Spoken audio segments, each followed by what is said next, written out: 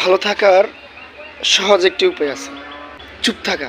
ভালো থাকার সবচাইতে একদম সিম্পলি, কোনো প্যারা নাই, জাস্ট চুপ থাকেন। অমুকে এটা বলছে, চুপ থাকেন। অমুকে এই ষড়যন্ত্র করছে, চুপ থাকেন।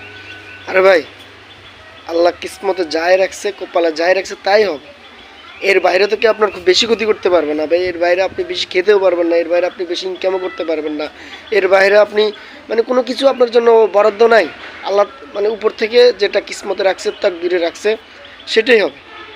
তাই যদি ভালো থাকতে চান, আমার মতে চুপ থাকেন। আর হাদিসেও আছে যে চুপ থাকে সে নাজাত পায়। কারণ বেশি কথা বললে বেশি হিসাব দিতে হবে, বেশি কিছু করলে বেশি হিসাব দিতে হবে, বেশি চাওয়া পাওয়া থাকলে বেশি টেনশন থাকবে।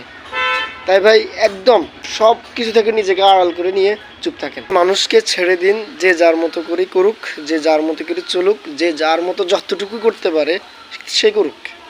আপনি জাস্ট তাক্কালতু আলাল্লাহ, আল্লাহর উপর বিশ্বাস করে পড়ে থাকেন। আমার মনে হয় আপনি অনেক ভালো থাকবেন। বাড়তি যে টেনশনগুলো থাকে, বাড়তি যে ডিপ্রেশন থাকে, বাড়তি যে প্যারা থাকে, সেটা আপনার আসবে না।